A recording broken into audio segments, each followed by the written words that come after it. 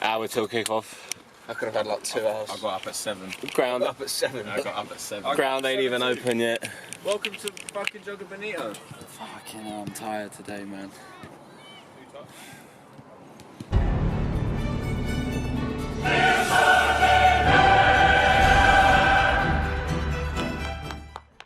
So we're now underway at the Cheshunt Stadium. They look like a lively bunch. They've got some pacey players up front. Let's see how we get on. Yeah, it's a tough game away. Got quite a new squad at the spine of the team as well. We've got new central midfielders, new centre backs, new striker. So slotting together, it's not going to be an easy task. Got Nick Davis taking his free kick. He'll be eager to impress after his calamity last weekend, leaving us short. I wonder how he gets on today, Josh. Yeah, I'm sure he's got a lot of potential, and his passing ability is second to none.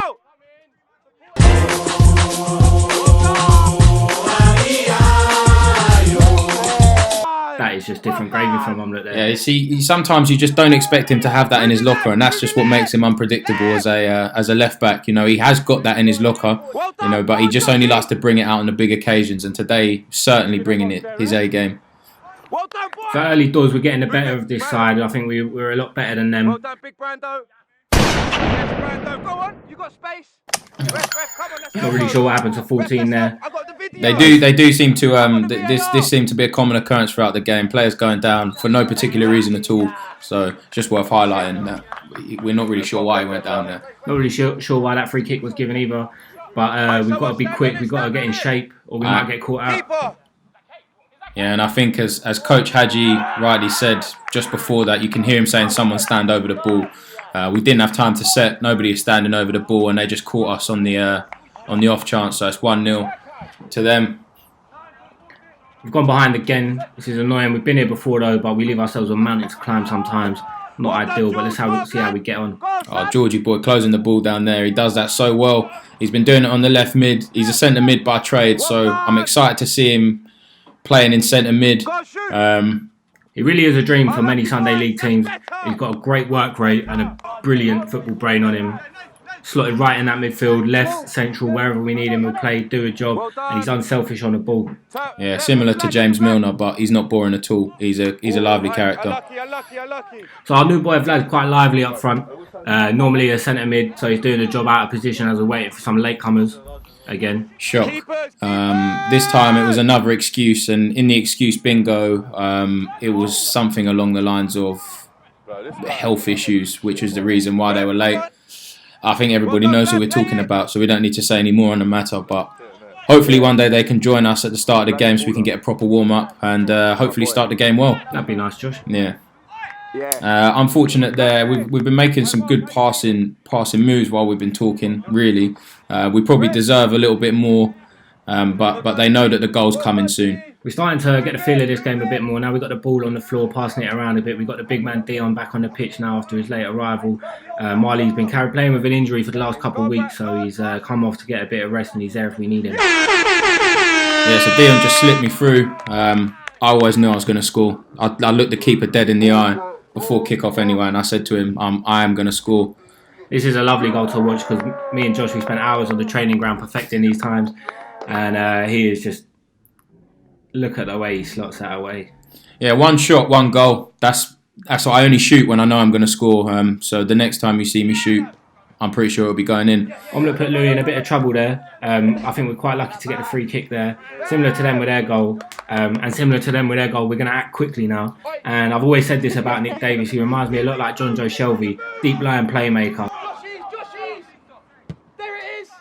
And pick that one out. Yeah, it's a perfect ball. It's something that we've been working on as a team. He told me to spread wide. He said their left back could be exposed. I've dropped it back and I don't really know where to start with that finish. It's such a hard finish. The composure, the speed on the ball to keep it down, keep it under the crossbar, and so accurately in the top bins there. Well done, George. Hats off. Especially with what Jake Hadji's like usually in midfield, making those late runs. I'm not used to players slotting those kind of balls back to the edge of the box, but fair play to him. So we lead at the break now. We can't get complacent. This next goal is crucial, whichever way it goes. We've take the two goal advantage, and we should be seeing this game off, or we allow them back into it. And from early kickoff already, we're under pressure. Bit of miskick. But that's my keeper. That's my manager. My director of football, T. It's unorthodox, but he goes through the man and the ball, and he's always making those saves. They're calling for the pen, but the ball's definitely got there. Sakara made an appearance in the second half, and what a finish that was. He actually came up to me at half time and said, "What a goal you scored earlier, Josh." And then he comes on and does that. No respect, but what can I say? He's a great finisher. So today we were fortunate enough to have Cairo, who's not gone out the night before, and when he's had a good night's sleep, he's unplayable.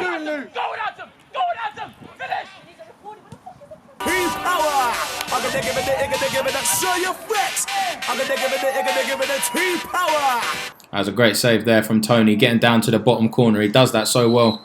There's quite a lot to be said about T's improvement in goal. Like we said at the beginning of the season, he's a makeshift goalkeeper. He's making it happen. Yeah, his shot stopping is just, he can get down to those corners very, very quickly. And I'll be honest, 2-1 up at half time, you need to make those big saves. Like Mikey said, it can either go 2-2 or we can go 2 up, and they're match winning saves.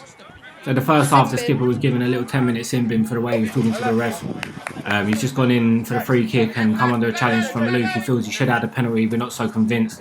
But he's spoken to the referee again in some pretty foul language, received his second sin bin, and that's his marching orders for the day. He's having an early shower, Josh. Yeah, dissent. You can't be doing that. You can't be talking back. Just let the game do the talking. Poor from the skipper, really. Georgie boy is back out onto the left wing. He's always happy to give and go and run down the channel, work like a doggy. He's a truly exceptional player. And not only that, he's technically sound as well, with a brilliant ball in here to the skipper. Yeah, for someone that's got such an unusually shaped head, I've been expecting to get a bit more power behind that, but I've just completely misjudged it, and it's not been great, really. Off the woodwork. So here we are now, we're really just knocking it about. A lot's coming from our ball playing centre midfielders now, and Kai's just having a laugh now. Yeah, he's taking a piss. The keeper didn't even try and dive for that. I think it was that goal number 2 for Cairo. He's only been on the pitch 20 minutes by this point. Yeah, that's correct. He come on at half time due to a little punishment for being late, but he's making a statement since he's come on.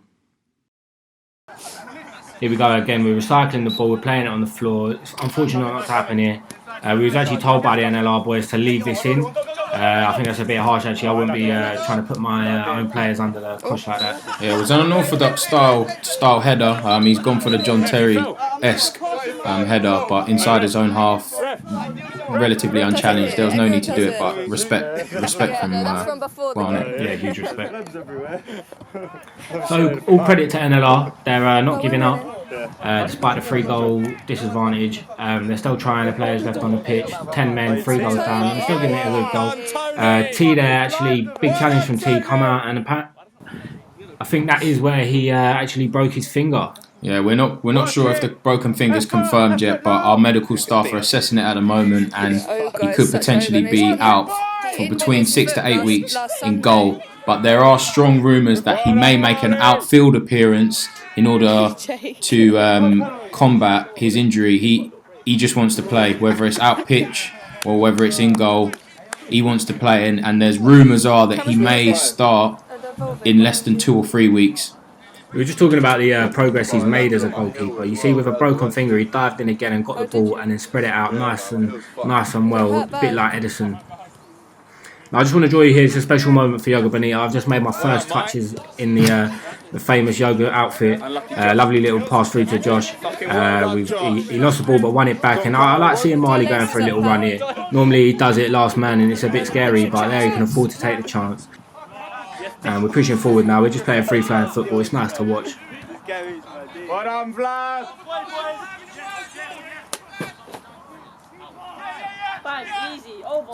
It was a great goal. Kai picked up the ball there. Unfortunate with the camera, didn't quite catch it. He's just given a little drop shoulder to the keeper, taking it around him and slotted it in the empty net.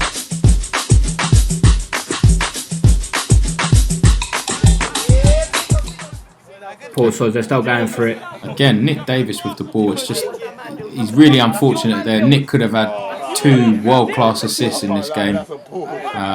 Usually expect Cara to score from that situation. What a fucking ball. Freezing up. Nicola or something. I didn't know how many I dropped. No, I'd just like to say I've left this bit in there just to show you people what I'm a bit about. So I've picked up the ball from a little interception. I've tried the chip through ball.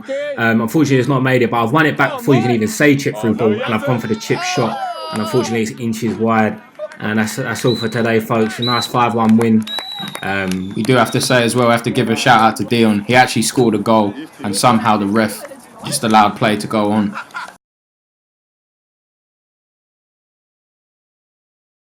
Only fucking W's.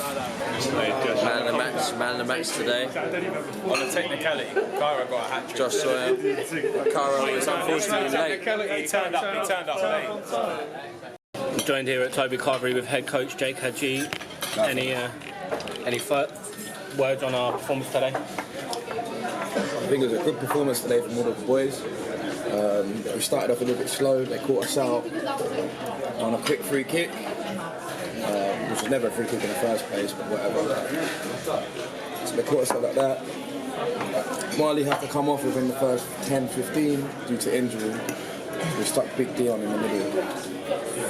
Changed the game really. 1-0 down. Josh scored a superb strike to keep it us 1-1. Josh on a new right winger maybe, potentially. He's got the vision for it. Second goal again came through George for a lovely little finish. 2-1, we looked to control the game, we were playing ball around. Big Brandon was doing a little bit of work in the middle. So all the boys, the newcomers, and I'd like to shout out the newcomers, Vlad, Brandon and Jackson, fitting well. So I think, All in all, happy coach. yeah, happy cool.